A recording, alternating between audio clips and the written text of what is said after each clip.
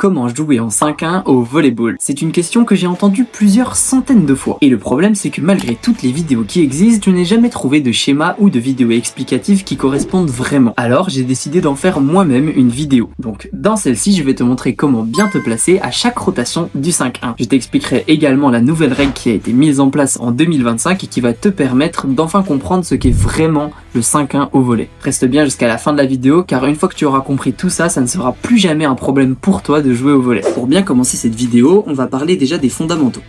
Au volley, il faut savoir qu'un terrain ça fait 18 mètres par 9 mètres. Un demi-terrain, donc tu l'as compris, ça fait 9 mètres par 9 mètres. Assez facile à comprendre. Au volley, il existe 6 zones différentes sur le terrain, donc on va les répertorier de zone 1 à 6. Ces zones-là sont réparties dans cet ordre-ci et sont donc dans le sens inverse des aiguilles d'une montre. Le terrain est d'ailleurs lui-même réparti en deux zones différentes. La zone avant, aussi appelée la zone des 3 mètres, et la zone arrière, aussi appelée la zone des 6 mètres. Tout simplement puisque dans la zone avant, il y a 3 mètres, et dans la zone arrière, il y a 6 mètres. Donc il existe au volley 5 postes différents, on va les voir tout de suite. Donc le premier poste, c'est le R4, le deuxième, le libero, le troisième, le pointu, le quatrième, la passe, et le dernier, le central. Quel est le rôle du central?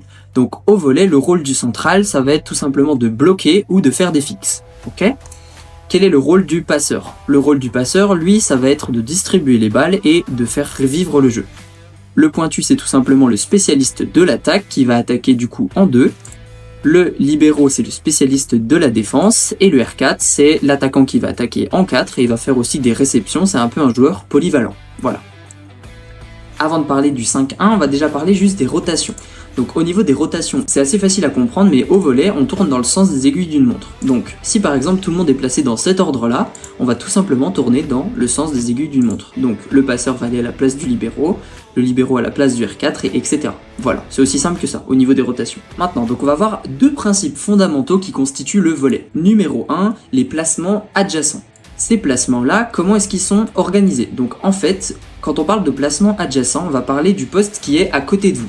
Je m'explique. Par exemple, là, au niveau du libero, si on prend le libero, le poste adjacent, lui, ça va être le central, la passe et le R4, ok? Le poste, donc, on va se focaliser un petit peu plus sur la passe. Donc, la règle, elle stipule tout simplement que vous êtes en faute de position si vous dépassez l'une des personnes adjacentes à vous. Donc, qu'est-ce que ça veut dire? Ça veut dire que si notre passeur, ici, il vient se décaler et dépasser le libero sur la gauche, puisqu'il est adjacent par le côté, alors, il y a faute de position. Pareil, s'il va dépasser le R4 en hauteur, il y aura faute de position. Donc par exemple, si le passeur il vient se placer ici, il y a faute puisqu'il est à côté du libero et il est donc en faute de position. Par contre, s'il vient se placer juste entre les deux, ici, il a le droit puisqu'il ne fait pas de faute de position. Cette règle est très importante à comprendre parce que c'est celle-là qu'on va utiliser pendant toutes les rotations du 5-1. Imaginons on prenne un autre poste, on peut choisir par exemple le central, donc imaginons une situation fictive où le central devait venir se placer entre le R4 et le libero, eh bien il n'a pas le droit de dépasser ces lignes-là, donc l'alignement est défini par le pied, c'est-à-dire que le central n'a pas le droit de dépasser le pied du R4 ou du libero, c'est aussi simple que ça. Si le central vient se placer ici, il n'a pas le droit, puisqu'il y a faute de position. En revanche, s'il vient se placer entre les deux, là il a le droit, puisqu'il n'y aura pas du coup de faute de position. Maintenant, le deuxième point fondamental, c'est tout simplement les positions de base et de défense. Qu'est-ce que c'est? C'est tout simplement votre position d'attente. Quand par exemple vous allez avoir fini votre rotation et que vous aurez renvoyé la balle chez l'adversaire, ça va être la position que vous allez devoir reprendre à chaque fois. Donc, une fois que le point est en jeu, ça va être toujours la position à laquelle on va se rendre pour du coup attendre le ballon. Donc maintenant que ça c'est dit, on va voir les deux positions de base. Donc on a la première position de base avec le passeur qui est arrière, donc on va la voir tout de suite. Donc elle est organisée de cette façon-là. Nous avons la passe donc du coup qui est bien en zone arrière, donc la passe qui est arrière là. On va avoir le libero à côté, le R4 ici, l'autre R4 devant, le central et le pointu en poste 2. Ok? Donc je rappelle les postes pour ceux qui ne savent pas. Poste 1, poste 6, poste 5, 4, 3 et 2. Ok? Ok, on va voir cette fois-ci la base en passeur avant. Donc là, on voit bien que du coup, le passeur est avant. Et on va avoir le pointu qui est derrière. Cette fois-ci, les deux R4 ont interchangé leur position. C'est pas le même R4 qui était devant qui va rester, c'est l'autre R4 qui était derrière. Et le central et le libero ont inversé également leur position, puisque du coup le libero est sorti et est re-rentré. Donc ça c'était pour les positions de base et d'attente. Maintenant on va voir du coup le règlement de la FIVB 2025-2028. Donc qu'est-ce que ce règlement il stipule? Donc dans ce règlement, il y a eu pas mal de règles, mais notamment une principale qu'on va voir. Qu'est-ce que cette règle, elle stipule? Tout simplement qu'avant, il y avait des fautes de position au service, et maintenant, tout le monde peut se placer librement au service. Donc ça nous facilite la tâche, ça nous évite d'avoir à faire des fautes de position au service, puisque du coup, il n'en a plus. Donc on peut se placer directement en position de base et d'attente. Voilà. Donc, on va voir ça tout de suite. Donc avant, par exemple, le pointu, là on voit qu'il n'est pas à sa position d'attente, le R4 non plus, donc on devait attendre que le passeur fasse sa passe pour pouvoir aller se placer directement à sa position d'attente. Donc là, le passeur faisait sa passe et on allait vite se placer. Maintenant, qu'est-ce qu'on peut faire? En fait, au moment où le passeur il a la balle pour faire son service, tout le monde peut déjà aller se placer et ensuite le passeur il fait son service. Donc ça nous arrange bien, c'est beaucoup plus facile à mettre en place et du coup il y a moins de positions à retenir. Donc on est parti directement pour les positions du système 5-1. Position numéro 1, le service 1, où le passeur est du coup en poste 1. Dans les systèmes 5-1, on dit souvent P1, P2, P3, P4, P5 et P6, c'est tout simplement la position du passeur. Donc là on est en P1, l'endroit où le passeur est au poste 1, donc c'est aussi simple que ça. Donc là voilà, qu'est-ce qu'on veut en tant que serveur? Du coup là le passeur il va aller servir. Donc comme on l'a dit juste avant, le passeur peut aller servir, directement tout le monde va à sa position et on est déjà bien placé pour le service. Donc là c'est pas très compliqué, chacun est déjà bien placé à son poste et comme ça on n'a même plus besoin de bouger, on est déjà en place. Voilà. Deuxième position, la réception en P1, du coup le passeur poste 1. Donc au niveau des positions, donc là donc la réception ça va être le plus compliqué à comprendre et à mettre en place tout simplement parce que c'est là où il y a les plus grosses fautes de position et où du coup il faut faire attention. Donc en réception, nous ce qu'on recherche c'est toujours avoir nos deux R4 et notre libéraux qui vont venir réceptionner. Donc pour faire ça, ici, déjà on cherche à protéger notre passeur et on voit qu'on a notre R4 devant. Donc en appliquant bien sûr le point fondamental numéro 1 avec les personnes adjacentes à nous, on peut reculer le R4 jusqu'à là pour venir protéger la passe. Ça nous permet d'avoir le R4 là, le libéraux et l'autre R4 qui sont en position pour réceptionner. Donc on a bien ce schéma là qui est en place. Donc on voit que quand la balle elle arrive sur le libéraux peut la prendre et il va faire une réception sur la passe. Donc la passe peut directement aller se placer à son poste et elle va distribuer le jeu pour 3 ou 4 attaquants. Le R4 ici, s'il n'a pas réceptionné, il peut se permettre de faire une pipe. Ok. Donc là, du coup, hop, il distribue la balle à son passeur, et au niveau de la passe, il peut la distribuer à 3 ou 4 attaquants en fonction de la situation. Donc la passe décide de le faire au pointu, et le pointu le renvoie en face. Voilà. Donc ça, c'était pour la réception en poste 1. Voilà. Et du coup, chacun reprend sa position de base et de défense une fois que ça a été fait. Ensuite, on passe au service numéro 2. On a gagné notre point, le pointu a mis un spike, et donc du coup, on récupère la balle. Donc le passeur passe donc en poste 6. Donc la passe était en poste 1 juste ici et va se déplacer en poste 6. Donc on a bien notre rotation qui est faite.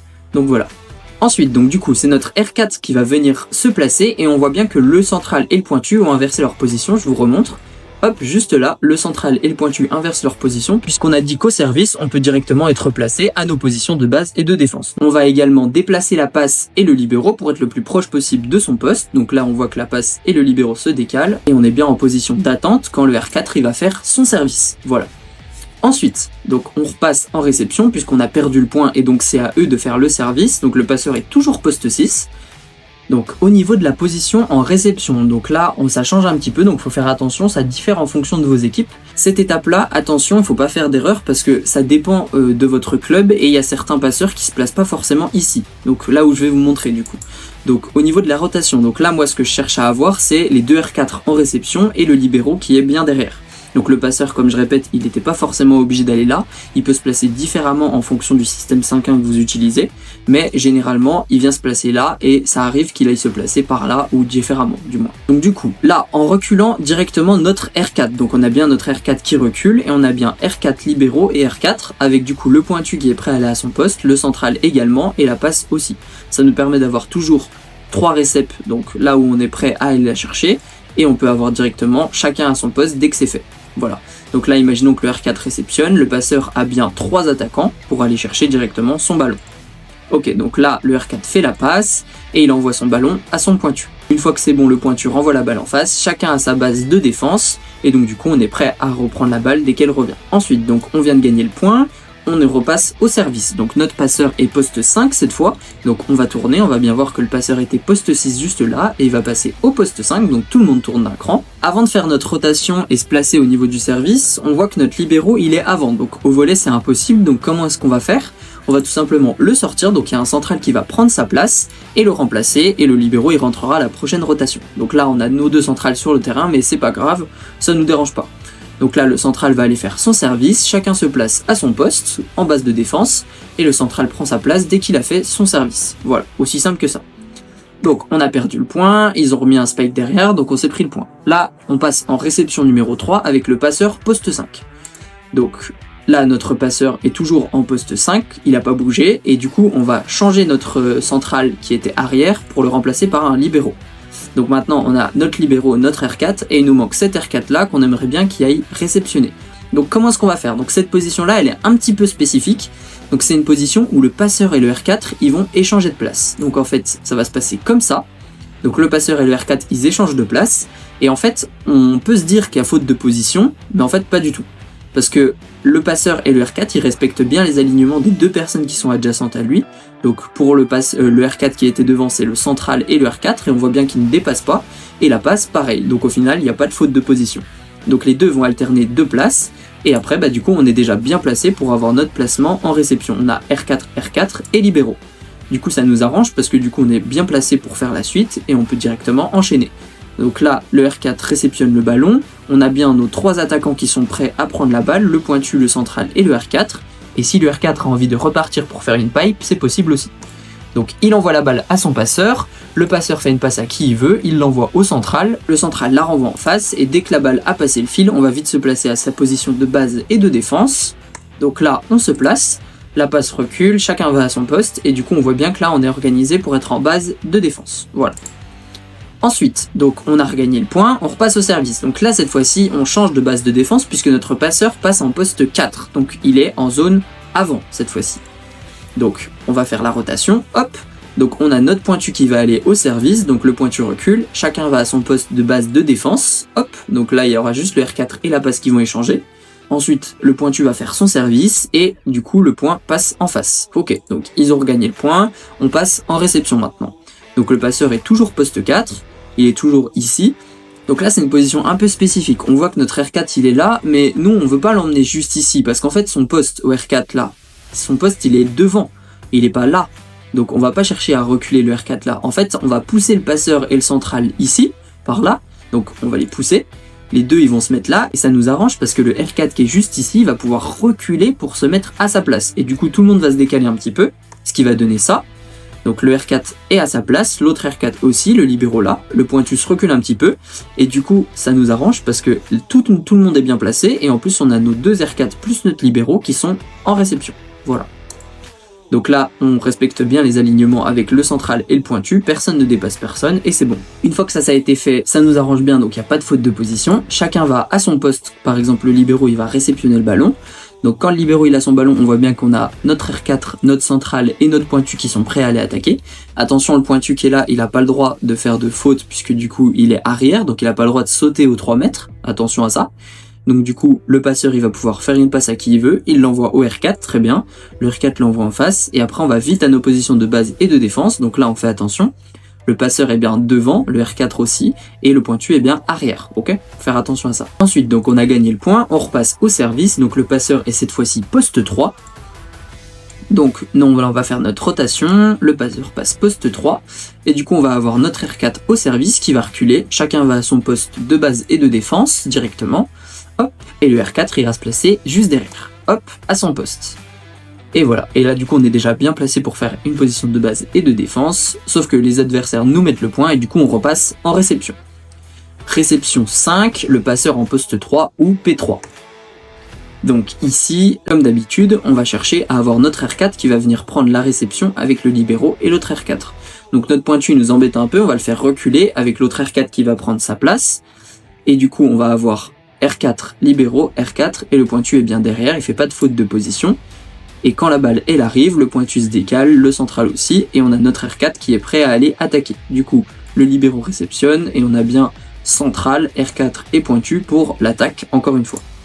Donc la balle va à la passe et la renvoie au R4 qui du coup va faire son attaque. Voilà. La balle repart en face. Et du coup, on va vite se replacer à sa position de base et de défense. Chacun à sa place et on est bien placé pour refaire. Ensuite, donc, on a gagné le point, le R4 a mis le point. Qu'est-ce qu'on fait? On repasse au service et du coup, c'est le dernier service. Le passeur est en poste 2.